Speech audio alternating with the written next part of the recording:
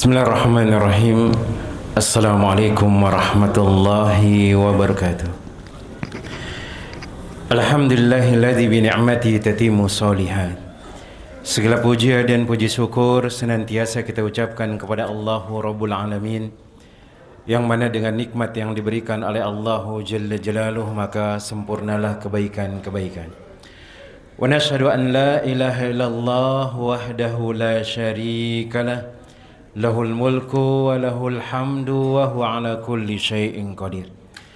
Wa nashhadu anna Muhammadan abduhu wa rasuluhu wa habibuhu wa khaliluhu, salawatu rabbi wa salamuhu alaihi wa ala alihi wa ashabihi wa man ihtada bihudahu ila yaumiddin, yauma la yanfa'u malun wala banun illa man atallaha biqalbin salim. Masyarul muslimin wal muslimat jemaah yang semoga dirahmati oleh Allahu tabaraka wa taala, kita senantiasa bersyukur kepada Allahu Rabbul Alamin, memuja dan memujinya, bersyukur atas limpahan berkah yang diberikan oleh Allahu tabaraka wa taala kepada kita jemaah, yaitu dengan meningkatkan ketakwaan kepada Allahu Jalla Jalaluhu, dengan memperbaiki semua ibadah kita kepada Allahu Tabaraka wa Ta'ala. Karena sejatinya ibadah yang diterima oleh Allahu Tabaraka wa Ta'ala adalah ibadah yang terbaik, yang dia sesuai dengan tuntutan Nabi sallallahu alaihi wasallam, dan dia juga ikhlas karena Allahu Tabaraka wa Ta'ala. Maka jangan sampai ketika Allahu Rabbul Alamin memberikan kita kesehatan jemaah, kemudian kita gunakan tidak beribadah kepada Allah, atau kita gunakan bukan di jalan Allahu Tabaraka wa Ta'ala. Dan ingat kata Allahu Rabbul Alamin, orang-orang yang dia mensyukuri nikmat Allah yang dia gunakan dalam ketaatan kepada Allahu Tabaraka wa Ta'ala, maka Allahu Jalla Jalaluhu akan menambahkan nikmat tersebut dan akan menambahkan keberkahan padanya. Kemudian salawat beriring salam kita ucapkan kepada Nabi kita Muhammad bin Abdullah sallallahu alaihi wasallam. Allahumma salli wa sallim wa zid wa barik wa an'im ala sayyidina wa maulana Muhammad bin Abdullah sallallahu alaihi wasallam. Ya Allah, semoga salawat beriring salammu, tambahan berkah dan nikmatmu, semoga senantiasa tercurahkan kepada hamba kekasihmu ya Allah, kekasih kami ya Allah, junjungan kami ya Allah, Muhammad bin Abdullah sallallahu alaihi wasallam. Kaum muslimat yang semoga dirahmati oleh Allah Tabaraka wa Ta'ala, alhamdulillah pada kesempatan sore hari yang berbarokah ini kita bisa duduk, kita bisa melanjutkan pelajaran dan kajian kita, yaitu kitab yang dituliskan oleh Dr. Muhammad Ali Al-Hashimi hafizahullahu ta'ala tentang jati diri wanita muslimah. Maka seorang kaum muslimat, seorang kaum muslimin, ketika dia ingin mendekatkan dirinya kepada Allah, ketika dia ingin mencari jati diri yang sebenarnya di sisi Allah Tabaraka wa Ta'ala, maka di antara caranya adalah hendaknya dia terus bersama Allah Rabbul Alamin dimanapun dia berada. Bahkan Nabi sallallahu alaihi wasallam atau disebutkan oleh Allah Tabaraka wa Ta'ala, di antara cara kita untuk dekat kepada Allah Tabaraka wa Ta'ala adalah senantiasa mengingat nama-nama Allah, berzikir kepada Allah Tabaraka wa Ta'ala qiyaman wa qu'udan wa ala junubihim, yaitu dalam kondisi berdiri kita mengingat Allah, dalam kondisi duduk kita mengingat Allah, dalam kondisi berbaring kita juga mengingat Allah Tabaraka wa Ta'ala. Maka itu di antara cara untuk mencari jati diri kita adalah terus senantiasa bersama Allah Jalla Jalaluhu. Dan di antara cara untuk senantiasa bersama dengan Allahu Rabbul Alamin adalah yang disebutkan oleh Syekh Hafizahullahu Ta'ala, yaitu berpuasa pada bulan Ramadan, kemudian mendirikan solat malam dia. Dan ini yang sudah pernah kita sebutkan, bahwasanya berpuasa Ramadan ini adalah kewajiban bagi seorang muslim dan muslimah, kewajiban seorang untuk mencari jati diri yang sempurna baginya. Dan ini adalah kewajiban dari Allah Tabaraka wa Ta'ala, dan salah satu rukun Islam yang mana kita mengatakan Islam kepada Allah Rabbul Alamin itu harus kita kerjakan, terutama bagi kaum muslimat yang semoga dirahmati oleh Allah Rabbul Alamin. Dan ini kita sebutkan juga salah satu jalan yang terbaik untuk mencari surga Allah tabaraka wa taala. Suatu ketika ada seorang perempuan datang kepada Nabi sallallahu alaihi wasallam. Dia bertanya tentang amalan yang memasukkan dia ke dalam surga. Maka Nabi sallallahu alaihi wasallam mengatakan, "Idza shallatil mar'atu khamsaha." Kalau perempuan itu salat 5 waktu dia. Wa shamat syahraha. Kemudian dia berpuasa di bulan Ramadan. Wa hafidat farjaha, kemudian dia menjaga kehormatannya, tidak mudah diumbar. Ketika dia sudah bersuami, dia jaga kehormatannya, tidak mudah merayu orang lain dengan lembut suaranya, tidak merayu orang lain dengan menampakkan auratnya kepada orang lain tersebut. Dia jaga kehormatannya. Wa ata'at bakhlaha, kemudian dia taat kepada suaminya. Qila laha udkhulil jannah min aibabin syi'ti, maka dikatakan kepada perempuan tersebut, masuklah engkau ke dalam surga dari pintu mana saja yang engkau kehendaki. Maka diantaranya adalah berpuasa di bulan Ramadan, yang mana Nabi sallallahu alaihi wasallam memberikan kabar gembira kepada kita bahwasanya berpuasa di bulan Ramadan itu, man shoma ramadhana imanan, yang dia berpuasa di bulan Ramadan dia dalam keadaan beriman kepada Allah, wahtisaban, kemudian dia mengharapkan pahala ridha Allah tabaraka wa taala, ghufira lahu ma taqaddama min dzanbi, Allah akan ampuni dosa-dosanya yang telah berlalu. Kemudian kita sebutkan jemaah, ketika kita berpuasa tidak hanya menahan diri dari makan dan minum. Karena ada orang-orang ketika dia berpuasa ya cuma menahan dirinya dari makan dan minum saja. Mulai dari terbitnya fajar sampai tenggelamnya matahari. Setelah tenggelam matahari selesai, dia menganggap sudah sampai di sana saja. Tetapi yang disebutkan oleh Nabi sallallahu alaihi wasallam, disebutkan oleh para ulama, disebutkan oleh para sahabat, ternyata yang harus dilakukan oleh seorang kaum muslimin dan muslimah, dia menjaga puasanya dari pembatal puasa, dan dia juga harus menjaga puasanya dari pembatal pahala-pahala puasa tersebut. Maka Nabi sallallahu alaihi wasallam mengatakan, malam yada' qaula zur, maka barang siapa di antara kalian yang dia tidak meninggalkan qaula zur wal amala bihi, kemudian dia mengamalkan atau dia melakukan hal tersebut, falaisa lillahi hajatun ayyada'a ta'amahu wa syarabahu, Allah tidak butuh dia meninggalkan puasanya, karena puasanya tidak ada gunanya, kata Allah tabaraka wa taala, atau sebutkan oleh Nabi sallallahu alaihi wasallam. Bahkan Nabi sallallahu alaihi wasallam menyebutkan bahwasanya khusus puasa ini adalah amalan yang sangat besar pahalanya, dan khusus nanti Allah Jalla Jalaluhu yang akan membalas pahalanya tersebut. Kata Nabi sallallahu alaihi wasallam, Allah Subhanahu wa taala mengatakan atau disebutkan, kullu amali bani Adam yudha'afahu, semua amalan bani Adam akan dilipat gandakan kebaikannya. Al-hasanatu bi asyri amsalihha, kemudian satu kebaikan kalau dikerjakan oleh anak Adam itu akan dilipat gandakan menjadi 10 kebaikan. Ini kebaikan dari Allah. Maka barang siapa di antara kita suka melakukan amalan-amalan soleh walaupun itu sekali saja, maka itu dilipat gandakan menjadi 10 kebaikan. Apalagi kalau amalan tersebut dikerjakan terus menerus, maka jelas kata Allah, kata Nabi sallallahu alaihi wasallam, hatta sab'ami'atin di'fin ad'afin katsiratin, bahkan Allah akan melipatkan gandanya atau melipat gandakan pahalanya sampai 700 kali lipat jemaah. Kemudian puasa ini khusus Allah tabaraka wa taala akan yang membahasnya, akan membalasnya. Sebagaimana Nabi sallallahu alaihi wasallam mengatakan, Allahu Jalla Jalaluhu mengatakan, illa sauma, kecuali puasa, fa innahu li, maka itu adalah khusus bagiku, karena dia meninggalkan syahwatnya, dia meninggalkan makanannya, dia meninggalkan minumnya, itu karena aku, kata Allah tabaraka wa taala, wa ana ajzibi, dan aku yang akan membalas hal tersebut. Kemudian orang puasa itu dia dalam 2 kegembiraan.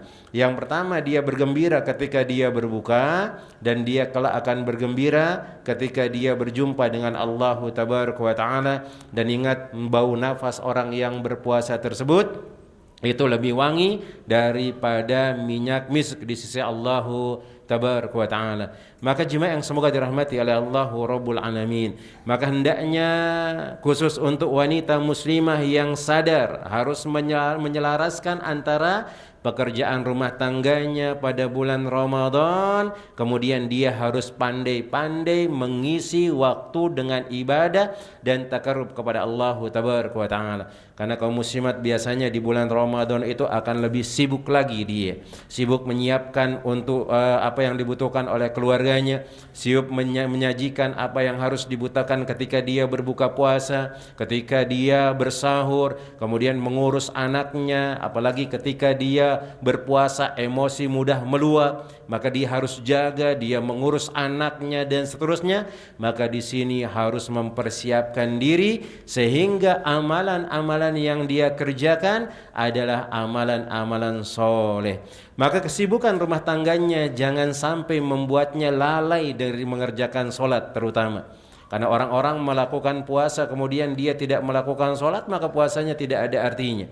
Puasanya tidak ada artinya. Dia kerjakan solat fardunya tepat pada waktunya, kemudian dia bisa mengerjakan solat-solat sunnah yang bisa dia kerjakan, kemudian juga hendaknya dia membaca Al-Quran di sela-sela dia merawat anaknya, di sela-sela dia membereskan rumah tangganya. Maka sisipkanlah bacaan-bacaan Al-Quran di sana. Enggak mesti harus banyak, maka sedikit-sedikit yang penting continue, kata Nabi sallallahu alaihi wasallam. Maka Nabi sallallahu alaihi wasallam menyebutkan dalam hadis, beliau mengatakan ahabbul a'mali indallahi adwamuha wa in qalla. Amalan yang paling dicintai oleh Allah amalan yang terus menerus walaupun amalan itu sedikit. Biarlah orang mengatakan kita melakukan amalan sedikit tapi itu terus menerus, daripada dia mengerjakan amalan banyak cuman dia mengerjakan di waktu itu saja kemudian setelahnya dia meninggalkannya. Kemudian hendaknya dia juga melakukan ibadah-ibadah di tengah malam. Silakan dia bangun untuk salat tahajud, kemudian dia berdoa kepada Allah sementara dia juga mengetahui apa yang telah dipersiapkan Allah bagi orang-orang yang bangun di tengah malam. Kita katakan di antara pahala yang sangat besar bagi orang yang bangun tengah malam adalah surga Allah Jalla Jalaluhu. Kata Nabi sallallahu alaihi wasallam, afsus salam bainakum.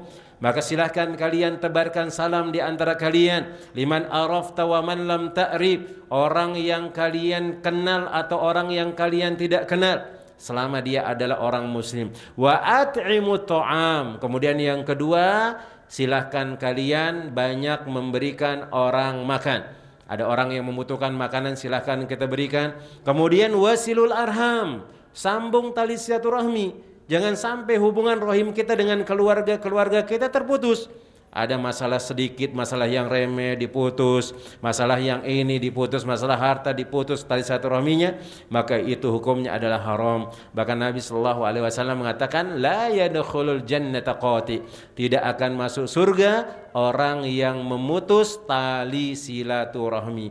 Kemudian Nabi SAW mengatakan wasallu bil laili wan nasun niyam, yaitu bangun tengah malam, mengerjakan sholat tengah malam ketika manusia lagi lelap tertidur. Kata Nabi sallallahu alaihi wasallam, tadkhulul jannata bisalam, maka engkau akan masuk surga dengan selamat. Maka ini dia baca Al-Quran, kemudian dia jangan melalaikan bangun dari tengah malamnya. Maka silahkan ketika dia bangun selesai sholat malam, dia bangunkan suaminya, dia bangunkan anaknya. Ketika sang suami bangun tengah malam, maka silahkan dia bangunkan istri-istrinya, kemudian dia bangunkan anaknya. Maka ini adalah pahala yang sangat besar dan ampunan yang sangat luas, kata beliau hafizahullah ta'ala. Kemudian Rasulullah sallallahu alaihi wasallam selalu memperbanyak amalan-amalan soleh pada bulan Ramadan. Bahkan dalam hadis yang sahih Nabi sallallahu alaihi wasallam dikatakan kana ajwadun nas wa ajwadu ma yakunu fi Ramadan. Nabi sallallahu alaihi wasallam adalah orang yang sangat dermawan. Bahkan ketika datang di bulan Ramadan beliau lebih dermawan lagi. Hatta rihil mursala, bahkan lebih disebutkan lebih daripada angin yang sepoi-sepoi. Ada orang lagi kepanasan, Ada orang pengen mendinginkan badannya, tiba-tiba ada datang angin sepoi-sepoi, nikmat sekali jemaah. Maka Nabi SAW kemurahan hatinya itu lebih lagi daripada angin tersebut. Dan ini menunjukkan bahwasanya beliau mudah melakukan kebaikan. Begitu juga kita kaum muslimin, kaum muslimat juga secara khusus perbanyak amalan-amalan soleh, dan itu adalah kesempatan. Karena ingat kata Nabi SAW, yang paling banyak menghuni neraka adalah kaum wanita. Maka pergunakan ketika datang bulan Ramadan, persiapkan diri kita untuk menjaga ibadah tersebut, persiapkan diri kita supaya pahala yang kita dapatkan itu tidak sia-sia. Maka perbaiki, kemudian jaga lisan, melakukan amalan-amalan soleh. Bahkan lihat Nabi Shallallahu Alaihi Wasallam ketika sudah datang 10 hari terakhir di bulan Ramadan, maka beliau bersungguh-sungguh mengerjakan amalan tersebut. Bahkan beliau meningkatkan amalan beliau lebih daripada hari-hari yang sebelumnya. Bahkan disebutkan dari Aisyah radhiyallahu taala anha, beliau mengatakan, Rasulullah sallallahu alaihi wasallam meningkatkan ibadahnya pada bulan Ramadan yang tidak beliau lakukan pada bulan yang lainnya, dan 10 hari terakhir yang tidak beliau lakukan pada hari-hari yang lainnya. Juga disebutkan dari Aisyah radhiyallahu taala anha, maka dia mengatakan jika masuk bulan atau 10 hari di bulan terakhir atau terakhir di bulan Ramadan, jika masuk 10 hari yang terakhir di bulan Ramadan, maka beliau adalah ahya lailahu wa aiqadha ahlahu wa shadda izarahu. Beliau menghidupkan malamnya, kemudian beliau membangunkan keluarga-keluarganya, kemudian beliau mengencangkan kain penutup badannya, maksudnya fokus kepada Allah tabaraka wa taala. Bahkan Nabi sallallahu alaihi wasallam ketika datang di bulan Ramadan, kemudian 10 hari di bulan Ramadan tersebut, beliau menyuruh kita untuk cari malam Lailatul Qadar. Dan malam Lailatul Qadar ini pasti dapat kita jemaah, pasti dapat. Dari itu yang dijamin oleh Nabi SAW, pasti ketemu kita dengan malam tersebut. Cuman bagaimana kondisi kita kepada Allah tabaraka wa taala? Bagaimana kondisi kita dengan Allah Jalla Jalaluhu pada malam tersebut? Apakah kita melakukan ketaatan kepada Allah, ataukah kita melakukan perbuatan maksiat kepada Allah Rabbul Alamin? Maka Nabi sallallahu alaihi wasallam mengatakan dalam hadis yang dikeluarkan oleh Imam Bukhari dan Imam Muslim, muttafaqun alaih, beliau mengatakan taharrau lailatal qadari fi ashril awakhir min Ramadan. Maka carilah malam Lailatul Qadar 10 hari terakhir di bulan Ramadan. Maka silakan dicari di sana. Maksudnya dicari apa? Sibukkan diri dengan ibadah pada malam-malam tersebut. Man qama Lailatul Qadri imanan wahtisaban ghufira lahu ma taqaddama min dhanbi. Maka barang siapa di antara kalian, kata Nabi sallallahu alaihi wasallam, yang dia mendirikan salat pada malam Lailatul Qadar karena iman dan mencari rahmat dari Allah tabaraka wa taala, mencari ridho dari Allah Jalla Jalaluhu, maka dosanya yang telah lalu akan diampuni oleh Allah Rabbul Alamin. Kemudian beliau hafizahullah taala mengatakan bulan yang mulia ini adalah bulan untuk melakukan ibadah secara tulus. Ingat, harus dibenahi. Di samping dia menginginkan betul-betul dia ingin bertemu dengan Allah, maka jangan sampai niatnya bertemu dengan Allah ini menjadi melenceng.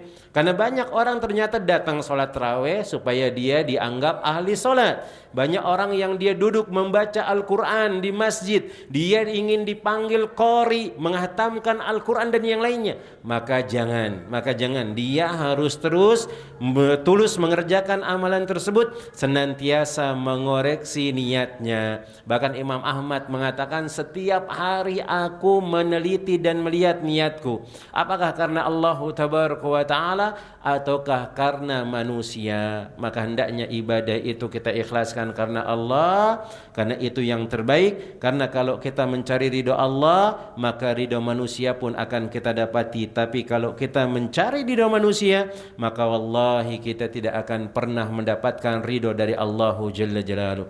Maka tidak seharusnya bagi wanita muslimah yang rajin dan sungguh-sungguh menghabiskan waktu malamnya untuk bercanda, sungguh-sungguh melakukan malamnya untuk hal-hal yang tidak berguna, jangan. Maka gunakan dengan yang terbaik membaca Al-Quran. Jangan sampai nanti selesai membaca Al-Quran antara sholat tarawih baru selesai kemudian dia bergosip, bercerita entah kemana ceritanya, jangan.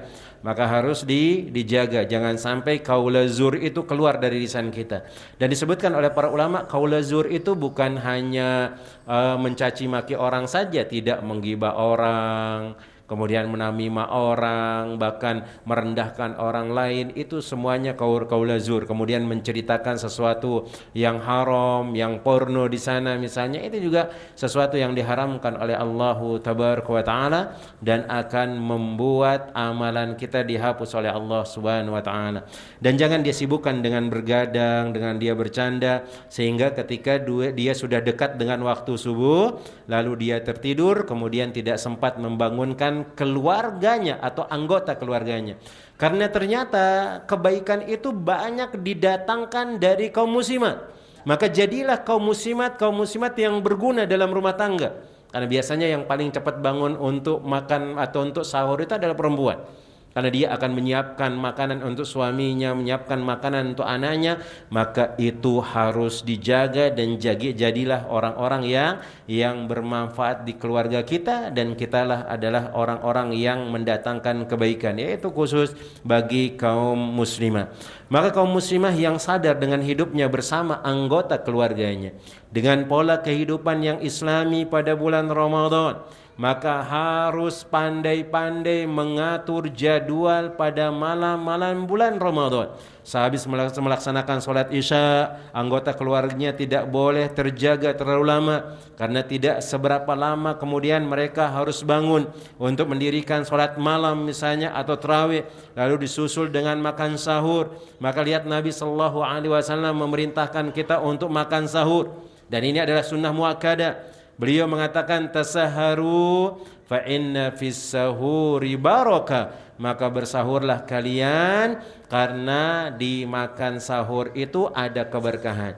Maka wanita muslimah yang harus membantu semua keluarganya untuk membangunkan makan sahur, karena Nabi Sallallahu Alaihi Wasallam memerintahkan, apalagi di dalam sahur ini terdapat ada keberkahan. Di antaranya adalah mengingatkan untuk mendirikan sholat malam, kemudian memberikan sugesti, memberikan semangat dalam jiwa untuk pergi datang ke masjid, mendirikan sholat subuh bersama berjamaah. Kemudian yang pasti makan sahur bisa menguatkan badan, begitu juga yang selalu dilakukan oleh Nabi Sallallahu Alaihi Wasallam dan yang dianjurkan. Maka dia disebutkan oleh Zaid bin Sabit radhiyallahu taala anhu, dia mengatakan, kami pernah makan sahur bersama Rasulullah sallallahu alaihi wasallam. Kemudian kami bangkit untuk mendirikan solat. Ada yang bertanya, berapa lamakah jarak antara sahur dengan solat itu? Maka beliau menjawab 50 ayat. Dan ini kita bisa ngambil faedah, makan sahur yang dikuatkan atau yang afdol, yang diajarkan oleh Nabi Sallallahu Alaihi Wasallam adalah selesai makan sahur, kemudian jaraknya dengan waktu subuh itu kira-kira 50 ayat kalau dibaca sedang-sedang saja.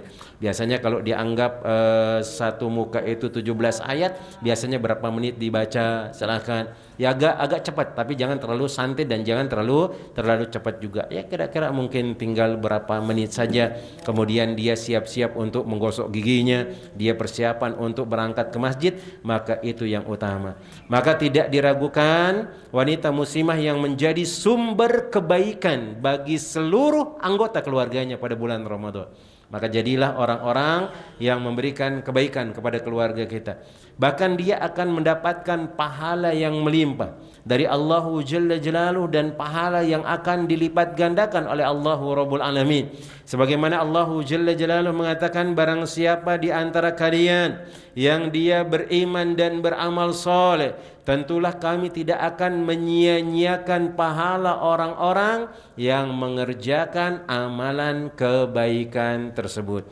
Maka untuk mendekatkan diri kepada Allah, untuk senantiasa bersama Allah Tabaraka wa Ta'ala, dan ini cara kita untuk mencari jati diri kita yang sebenarnya adalah, ayo jaga diri kita di bulan Ramadan, jaga puasa kita, jaga pahalanya, dan jadilah wanita-wanita yang terbaik dan bermanfaat bagi keluarganya. Kemudian silahkan dibangunkan tengah malam, kemudian diajak sholat, diajakkan mengerjakan apa yang disunahkan oleh Nabi Sallallahu Alaihi Wasallam. Kemudian di antara yang berikutnya adalah cara untuk mendekatkan diri kepada Allah, cara untuk senantiasa bersama dengan Allah Tabaraka wa Ta'ala. Dan ini diantara jati diri seorang kaum muslimah, yaitu berpuasa sunnah. Maka ini dianjurkan. Maka wanita muslimah yang bertakwa juga melakukan puasa sunnah di luar dari bulan Ramadan. Terutama yang disebutkan oleh Nabi SAW, di antara puasa yang disyariatkan adalah puasa 6 hari setelah bulan Ramadan. Kata Nabi sallallahu alaihi wasallam, "Man shoma Ramadhana summa atba'ahu sittan min Syawal kana kasiyami dahar." Maka barang siapa di antara kalian yang dia berpuasa Ramadan, kemudian dia ikuti dengan 6 hari di bulan di bulan Syawal, maka dia sama seperti puasa 1 bulan penuh. Tetapi di sini para ulama berbeda pendapat, apakah harus dia selesaikan puasa Ramadannya dulu kemudian dia puasa sunnah? Ada yang mengatakan hal tersebut karena diambil dari lafaz man shoma Ramadan. Shoma yasumu. Shoma itu dari fiil madi, berarti barang siapa yang dia sudah selesai mengerjakan puasa Ramadan. Maksudnya sudah selesai, 30 hari selesai sudah. Yang dia kemarin haid 6 hari, dia lengkapin dulu, baru dia puasa setelahnya. Tapi sebagian yang lain mengatakan tidak. Maka boleh setelah itu dia mengerjakan puasa sunnah 6 hari. Karena untuk mengganti puasa Ramadan itu adalah muwassa, waktunya luas. Bahkan 11 bulan kita dibolehkan untuk mengkodok puasa kita. Bulan ini 1, bulan depan 1, bulan depannya lagi 1, silakan. Tidak jadi masalah. Dan ini ada yang menyebutkan hal tersebut. Yang jelas, selesai mengerjakan puasa Ramadan, maka silakan dia ikuti dengan 6 hari di bulan Syawal. Baik dia selesaikan dulu yang 6 hari kemudian dia puasa, atau mungkin dia puasa kemudian nanti dia selesaikan di bulan-bulan berikutnya. Di antara dalil yang membolehkan hal tersebut juga dari perkataan Aisyah radhiyallahu taala anha, bahwasanya Aisyah tidak bisa mengqadha puasa Ramadan beliau kecuali di bulan Sya'ban. Kecuali di bulan Sya'ban. Kenapa? Karena beliau sibuk mengurusi Rasulullah Sallallahu Alaihi Wasallam. Berarti mengandung kemungkinan, apakah kita berpikir bahwasanya Aisyah ini tidak mengerjakan 6 hari di bulan Syawal? Apakah kita berpikir ini bahwasanya Aisyah tidak mengerjakan puasa Arafah? Apakah kita berpikir bahwasanya Aisyah ini tidak mengerjakan puasa Asyura? Kita katakan tidak. Karena para sahabat dan sahabiat itu adalah orang-orang yang sangat bersemangat untuk mengerjakan amalan-amalan soleh. Maka bisa jadi Aisyah menunda qadoknya karena dikhawatirkan nanti berturut-turut misalnya 6 hari.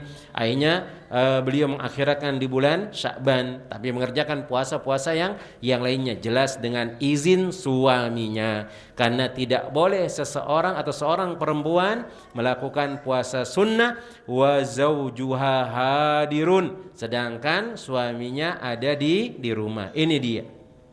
Kemudian disebutkan dari Abu Qatadah radhiyallahu taala anhu, bahwasanya Nabi sallallahu alaihi wasallam mengatakan tentang puasa Arafah, di antaranya tadi 6 hari di bulan Syawal, kemudian puasa Arafah juga. Nabi sallallahu alaihi wasallam mengatakan yukaffiru sanatal madiyah, maka dia akan menghapus 1 tahun yang telah lalu. 1 tahun yang telah lalu. Ini yang disebutkan oleh beliau. Kemudian di sana juga ada puasa 3 hari di setiap bulan. Maka silahkan dia boleh mengerjakannya dengan 2 model. Model yang pertama silahkan dia kerjakan 3 hari di tiap bulan, terserah. Tidak ada waktu tertentu. Silahkan dia kerjakan, nggak mesti harus 13, 14, 15, tidak. Maka di awal bulan dia kerjakan 1, di pertengahan bulan dia 1, di akhir bulan dia 1. Maka Nabi Shallallahu Alaihi Wasallam mengatakan kana kasiyami daharin, pahalanya juga sama seperti orang berpuasa 1 tahun penuh, bebas dimanapun harinya. Kemudian juga disunnahkan boleh berurutan 13, 14, 15 boleh. Dan ini yang dikatakan adalah puasa ayyamul bid, yaitu puasa ketika bulan mau sempurna.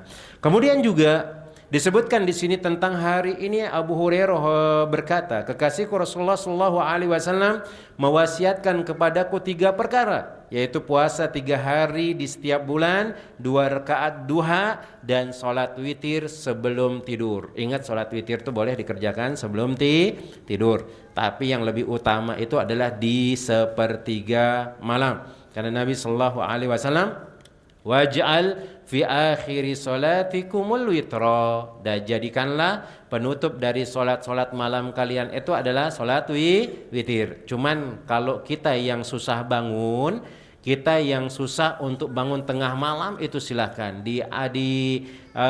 setelah selesai sholat isya misalnya, atau sebelum dia tidur, karena dia nanti khawatir tidak bisa bangun di tengah malam, maka boleh dia sholat witir. Dan paling minimal sholat witir itu adalah 1 rakaat. Paling banyak ada yang mengatakan 13, ada yang mengatakan 11. Wallahu ta'ala alam bissawab, karena itu yang dikerjakan oleh Nabi SAW. Kemudian juga disebutkan ada beberapa nas hadis yang lain yang sama dengan penuturan Abu Hurairah radhiyallahu taala anhu ini. Ada pula yang beberapa nas yang menetapkan batas 3 hari, yaitu pada tanggal 13, 14, 15. Yang ini kita sebutkan tadi ayyamul bid. Ayyamul bid, hari-hari yang putih, yaitu bulan sudah mulai sempurna. Sementara ada nas lain yang menjelaskan bahwasanya berpuasa 3 hari bukan waktu-waktu tertentu. Ini yang kita sebutkan.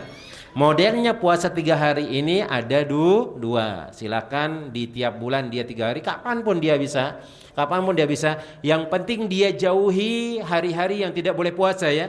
Mana dia hari-hari tidak boleh puasa? Hari Raya Idul Fitri, Hari Raya Idul Adha, kemudian juga ayyamut tasyrik, nggak boleh dia berpuasa. Jumat sendirian, nggak boleh dia berpuasa. Sabtu sendirian, dia nggak boleh berpuasa. Sabtu sendirian saja nggak boleh, maka silakan dia iringi sebelum atau setelahnya.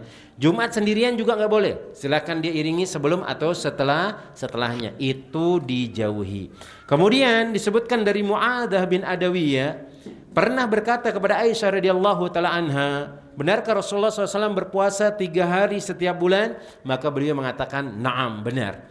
Tanggal berapa beliau mengerjakannya, kata Mu'adzah? Maka Aisyah mengatakan beliau tidak peduli tanggal berapa beliau berpuasa, bebas, silakan. Kapan sempatnya ibu-ibu mau puasa, silakan puasa. Kapan sempatnya kaum muslimin puasa, maka silakan puasa. Minimal lah tiap bulan itu 3 kali. Naam, Allahu ta'ala alam bisawab.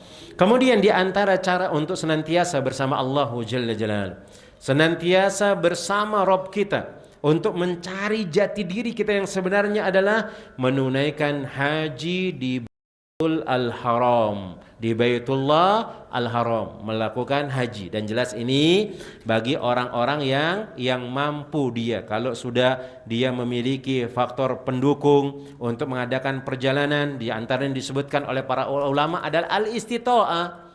Dia kemampuan, dia mampu.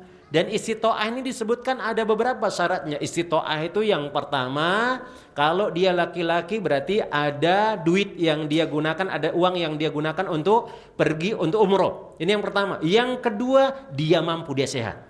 Dia ada uang, selain dari uang yang dia tinggalkan untuk keluarganya. Jangan pergi umroh, jangan pergi haji, sedangkan keluarganya itu tersia-siakan di rumah, tidak ada yang memberikan nafkah, nggak boleh. Hukumnya haram, itu hukumnya haram. Maka kalau ada orang pergi haji sedangkan orang yang ditinggalkan di rumah tidak terurus, tidak diberikan makan, dia meminta-minta kepada orang lain, maka haram hukumnya untuk pergi haji. Dia haram hukumnya untuk pergi haji. Karena Nabi Shallallahu Alaihi Wasallam mengatakan, kafa bil mar'i isman ayyudayya bima yakutuhu. Maka cukuplah orang itu berdosa, dianggap berdosa dia mana? Ketika dia menyia-nyiakan orang yang berada di bawah tanggungannya. Kemudian dia sehat walafiat. Adapun perempuan disyaratkan oleh Nabi SAW tambahan satu. Apa itu? Harus bersama mahramnya. Harus bersama mahramnya. Karena dia safar. Nabi SAW mengatakan la yahillu limra'atin, tidak halal bagi seorang perempuan antusafira illa ma'adhi mahramin. Dia safar tanpa ada mahramnya, maka dia berdosa. Dan para ulama menyebutkan kalau dia tidak ada mahram, maka itu namanya tidak ada kemampuan. Maka dia tidak wajib untuk pergi berhaji, dan itu yang disebutkan oleh para ulama. Kemudian berikutnya jemaah yang semoga dirahmati oleh Allah tabaraka wa taala. Dan di antara ketentuan syariat juga dia harus perhatikan sebelum dia berangkat, dia mempersiapkan diri dengan mempelajari hukum-hukum haji, kemudian secara benar dan tekun supaya tidak salah nanti. Karena banyak orang melakukan haji ternyata dia nggak ada ilmu sama sekali. Akhirnya kesalahan yang dilakukan oleh pembimbingnya dia pun kerjakan. Sampai ada cerita jemaah, ada orang mengatakan ini cerita dan kisahnya adalah benar jemaah. Benar, ini kisahnya benar. Ada orang-orang yang dibawa haji oleh rombongan haji ini, anggaplah dia ustadz pembimbingnya lah. Akhirnya ustadz pembimbingnya ini kan ingin jemaah hajinya menjadi haji yang bagus. Dia pun mengatakan, nanti apapun yang saya lakukan itu kerjakan. Apapun yang saya lakukan itu kerjakan. Maka para jemaah mengatakan, siap Ustaz, insya Allah kita akan kerjakan. Ternyata setelah rangkaian beberapa dikerjakan, ini Ustadz ini nggak sengaja nginjak air licin jemaah. Jatuh Ustadznya itu. Akhirnya apa? Jemaah itu sengaja jatuhin dirinya jemaah. Jatuhin dirinya semuanya. Karena dia beranggapan, oh ini rangkaian haji ini. Oh ini rangkaian umroh ini. Akhirnya sesuatu yang ternyata tidak disyariatkan oleh Allah kita kerjakan. Ustadznya nggak sengaja jatuh, jemaahnya ikut sengaja jatuh karena dia menganggap itu adalah rangkaian yang harus dikerjakan sesuai dengan yang diajarkan ustadznya. Maka kita sebelum berangkat berhaji, sebelum melangkah umroh, maka cari tata cara haji umroh yang benar itu mana. Kemudian harus mengikhlaskan niat, tidak boleh aneh-aneh. Ada orang pergi haji, pulang haji, bawa tanah Karbala, tanah Baki misalnya, dibuat jimat kuburannya. Ada ngambil apalagi kiswah Ka'bah, bawa gunting digunting, dibuat jimat. Maka tidak ada guna dari hajinya tersebut. Karena haji yang diterima oleh Allah Tabaraka wa Ta'ala adalah haji mabrur. Kata Nabi sallallahu alaihi wasallam, al-hajjul mabruru laisa lahul jazaa'u illal jannah. Haji mabrur itu tidak ada balasannya kecuali dijamin masuk surga. Sekarang pernyataannya atau pertanyaannya, apa sih yang dimaksudkan haji mabrur? Haji mabrur itu kita ada perubahan. Ketika kita belum berangkat mungkin suka nyaci maki tetangga. Pulang dari haji itu nggak pernah nyaci maki tetangga lagi. Itu haji mabrur. Yang dulunya dia pelit, nggak mau bersodako. Setelah pulang haji dia bersodako. Yang dulunya mukanya itu judes misalnya, atau mungkin nggak enak dilihat. Ketika dia pulang dari haji dia berseri-seri mukanya, mudah menegur orang. Ini haji mabrur. Ini pulang dari haji bawa jimat. Apa yang kita harapkan? Maka jelas itu bukanlah haji mabrur. Dan haji mabrur itu bukan untuk mencari nama saja. Karena ada orang pergi berhaji kalau nggak dipanggil Pak Haji, Ibu Haji, marah-marah dia. Bahkan dia mengatakan, sudah puluhan juta keluar nih, bahkan nunggu sampai 15 tahun untuk haji. Masa pulang haji nggak dipanggil Ibu Haja? Kurang namanya dipanggil Ibu Fatimah. Salah itu, Bu Hajah Fatimah. Nah, harus ada Bu Hajahnya. Kalau nggak ada, dia marah-marah dan seterusnya. Maka jelas ini adalah sesuatu yang tidak dibenarkan. Kemudian jemaah yang semoga dirahmati oleh Allah Tabaraka wa Ta'ala. Berhaji khusus bagi perempuan ini pahalanya sama seperti berjihad di jalan Allah Tabaraka wa Ta'ala. Bagi untuk laki-laki maka jelas pahalanya ada surga Allah Tabaraka wa Ta'ala. Maka suatu ketika dari Ummul Mukminin radhiyallahu taala anha, dia berkata, aku bertanya, wahai Rasulullah, apakah kami tidak perlu berperang dan berjihad bersama-sama kalian? Maka Nabi SAW mengatakan, kalian mempunyai suatu yang lebih baik dan lebih indah daripada berjihad, yaitu haji mabrur. Ini yang disebutkan oleh Nabi SAW, dan Aisyah mengatakan ini dari Nabi SAW.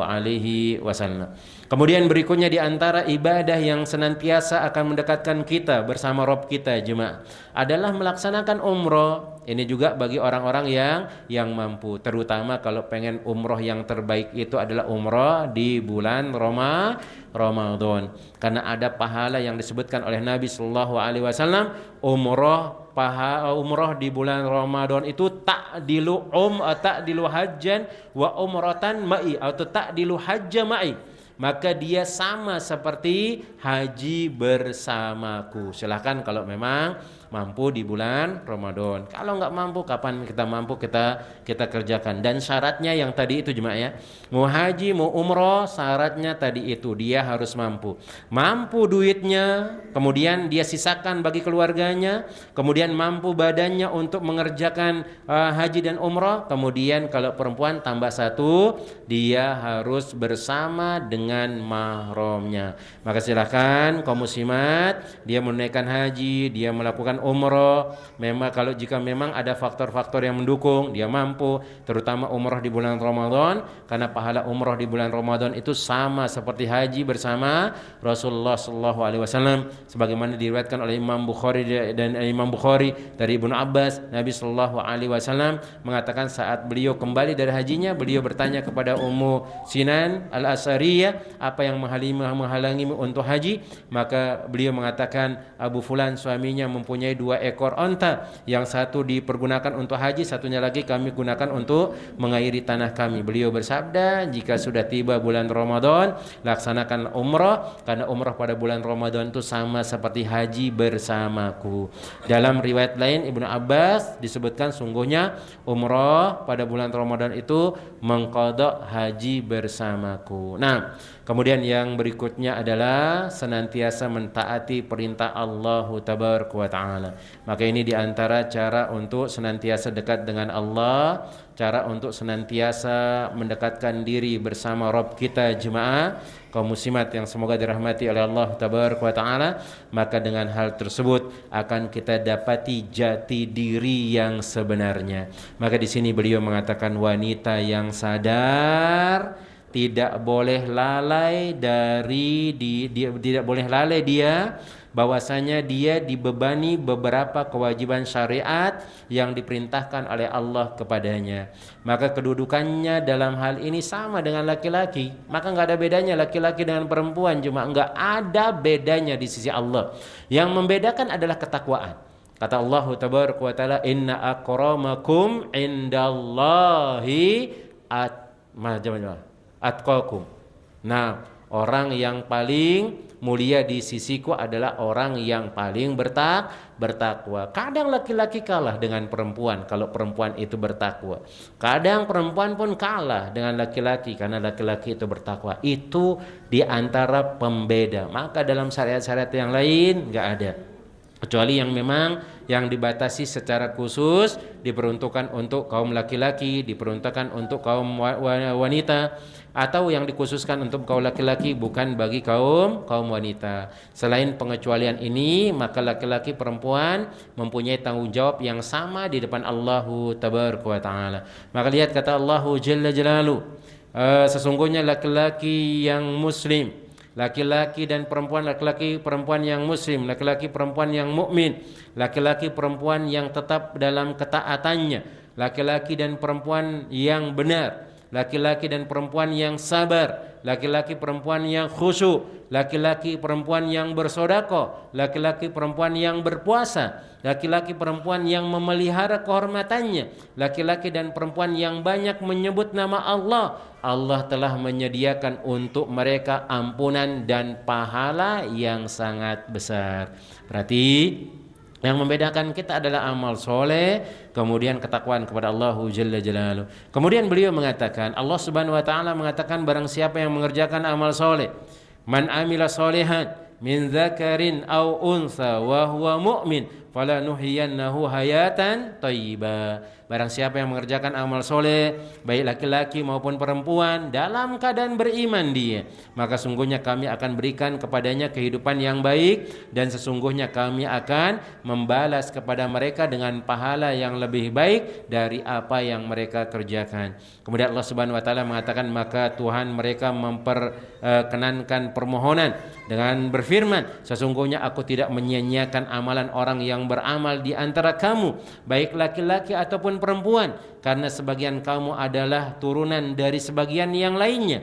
Maka orang-orang yang berhijrah, yang diusir dari kampung halamannya, yang disakiti pada jalanku, yang berpegang dan yang berperang dan yang dibunuh, pastilah aku akan kuhapus kesalahan-kesalahan mereka, dan pastilah akan aku masukkan mereka ke dalam surga yang mengalir sungai-sungai di bawahnya sebagai pahala di sisi Allah, dan Allah pasti atau pada sisinya pahala yang baik. Maka ini kaum muslimat yang semoga dirahmati oleh Allah tabaraka wa taala, maka terus taati perintah-perintah Allah, kerjakan apa yang diperintahkan oleh Allah tabaraka wa taala dari semua perintah-perintah Allah dan Rasulnya sallallahu alaihi wasallam. Kemudian menjauhkan diri dari semua yang diharamkan. Kemudian harus juga menyelaraskan keadaan hidupnya dengan hukum-hukum Allah. Jangan anggap dia dikekang oleh agama, ternyata itu adalah demi kebaikannya. Maka tidak layak seorang kaum muslimin,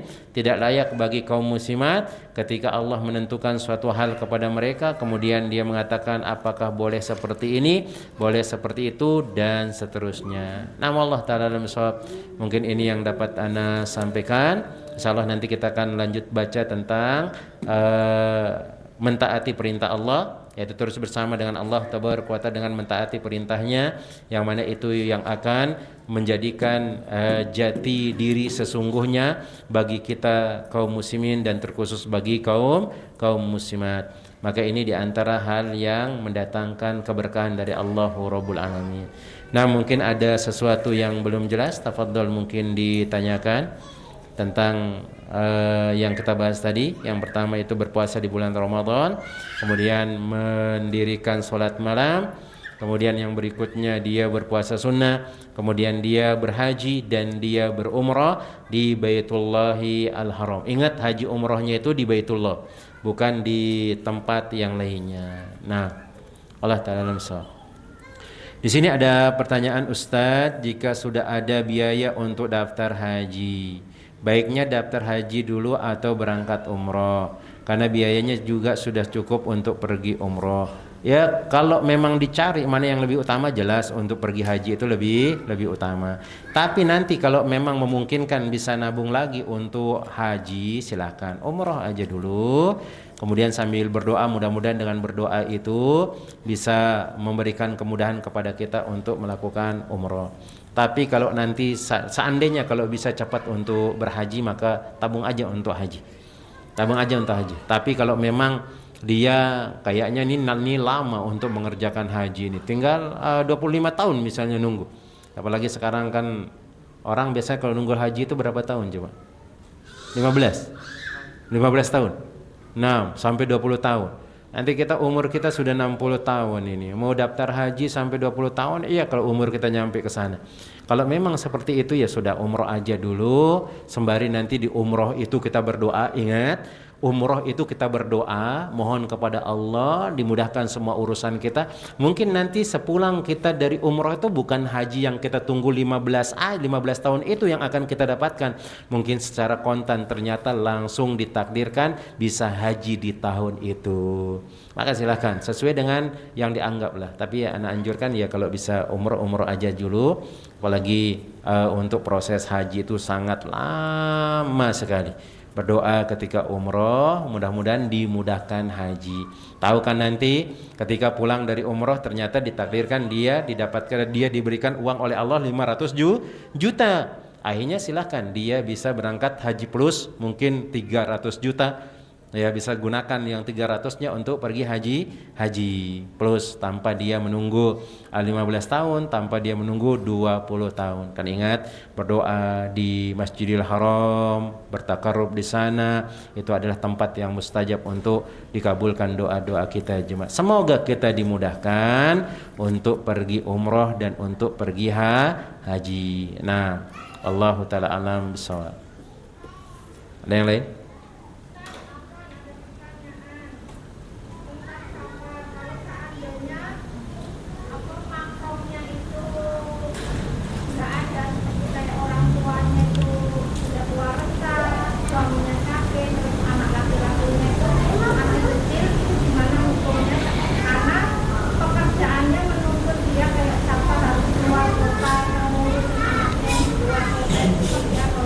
Nah, kalau dilihat dari sisi syariat, maka jelas dia berdosa dengan hal tersebut.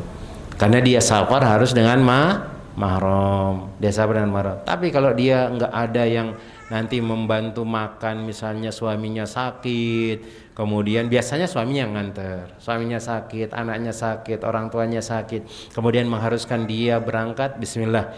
Mudah-mudahan dengan keterpaksaan tersebut Allah memaafkan kita. Mudah-mudahan, karena mungkin dia terbiasanya kan safar dengan mahramnya. Tiba-tiba suaminya sakit, anaknya yang biasa ngantar sakit, orang tuanya yang bisa nemenin juga sakit. Qadarullah, diringankan oleh Allah tabaraka dan diampuni dosanya. Tapi jelas kalau tidak ada halangan sama sekali, tidak ada udzur sama sekali, dia udzurnya udzur syar'i ya. Jangan sampai udzur-udzur yang bukan syar'i. Contoh, ada anak perempuan dia sekolah ke luar negeri misalnya, keluar negeri, kemudian dia berangkat sendirian, padahal orang tuanya mampu untuk nganter dia. Tapi dia mengatakan saya ridho lah dia pergi. Maka ridho itu tidak cukup untuk menjadikan safar tanpa mahram itu menjadi halal, tidak. Tetap kita berdosa kalau kita mampu dan haji. Maka anak kita jangan suruh sekolah jauh-jauh, dekat-dekat saja yang bisa kita antar bolak-balik. Dan memang itu resiko bagi perempuan. Karena kenapa? Karena memang yang disyariatkan perempuan itu adalah waqarna fi buyutikunna fala tabarrujna tabarrujal jahiliyatil ula. Diam kalian di rumah-rumah kalian. Itu yang diajarkan oleh Allah tabaraka. Mudah-mudahan dengan keterpaksaan dia dalam kondisi darurat itu Allah Subhanahu wa taala mengampuni dosa-dosa kita. Tapi kalau enggak ada sama sekali halangan, jelas kita berdosa. Cuman safar yang dia tanpa mahram itu tidak membatalkan haji dan umrah. Karena tidak ada mengatakan syarat tidak sahnya atau syarat sahnya harus ini, tidak. Yang disebutkan adalah syarat kemampuan di sana. Berarti dia tidak wajib berangkat untuk umroh karena nggak ada mahramnya. Tapi kalau dia berangkat haji umrohnya sah, cuman dia berdosa, dan itu yang ana kuatkan dari dalil-dalil dan disebutkan oleh para ulama tentang hal tersebut. Allahu taala alam. Bahkan ada nih di ceritanya seorang sahabat yang pergi berperang. Dia mau pergi berperang jemaah. Dan dia dapat kewajiban untuk berperang. Kemudian dia cerita bahwasanya istrinya mau pergi berhaji dia. Apa kata Nabi? Irji. Pulang engkau, kemudian berhajilah engkau dengan istrimu. Dibatalin, seharusnya dia wajib pergi berjihad, dibatalkan kemudian diperintahkan untuk menemani istrinya untuk pergi haji atau untuk pergi umrah. Wallahu taala alam bissawab. Nah, ada yang lain lagi? Enggak ada?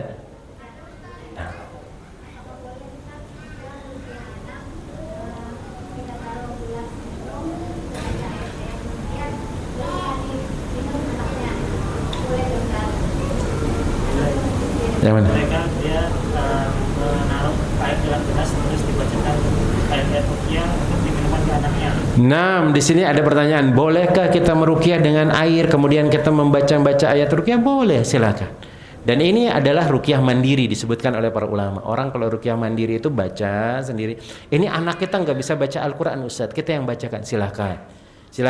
Bahkan kan ada cara-cara yang disuruh juga disebutkan di antara orang-orang yang meruqyah yang paham ini, dengan daun bidara dia direbus daun bidara tersebut sembari membaca ayat kursi di sana sambil mengaduknya, kemudian nanti disaring, kemudian air daun bidara itu yang diminum, maka boleh, silakan. Membacakan mereka juga boleh, silakan, boleh dibacakan ke air tersebut atau boleh dia dibacakan langsung kepada anaknya, boleh. Nah, boleh. Selama jangan jambi-jambi, nggak jelas di sana. Tapi ayat-ayat ruqyah memang, terutama ya ayat kursi. Nah, kemudian 3 ayat terakhir dari surat Al-Baqarah, kemudian yang lain-lain, muawwidzat. Nah, qul huwallahu ahad, qul a'udzu birabbil falaq, qul a'udzu birabbin nas. Boleh. Silakan. Allah taala alam bissawab. Ada lagi kaum muslimin? Kelas? Nah, mungkin ini yang dapat Ana sampaikan. Semoga bermanfaat bagi Anda pribadi, jemaah yang semoga dirahmati oleh Allah Tabaraka wa Ta'ala. Kemudian bagi para jemaah, ingat untuk mendapatkan jati diri yang sesungguhnya adalah dengan senantiasa dekat dengan Allah Tabaraka wa Ta'ala dan mengerjakan amalan-amalan yang bisa mendekatkan diri kepada Allah Tabaraka wa Ta'ala, dari solat, dari puasa, dari solat sunnah, puasa sunnah, kemudian berhaji, umrah, kemudian dari amalan-amalan yang lainnya. Semoga Allah Tabaraka wa Ta'ala memudahkan semua urusan kita. Bagi yang mau umrah dimudahkan umrah oleh Allah, bagi yang mau berhaji dimudahkan berhaji oleh Allah, bagi orang-orang yang ingin terus taat kepada Allah dimudahkan, dan dimudahkan urusan dunia kita juga oleh Allahu Rabbul Alamin, dan dimasukkan ke dalam surganya, amin ya Rabbal Alamin. Kita cukupkan dengan doa kafaratul majlis. Subhanakallahumma wa bihamdika asyhadu an la ilaha illa anta astaghfiruka wa atubu ilaik. Assalamualaikum warahmatullahi wabarakatuh.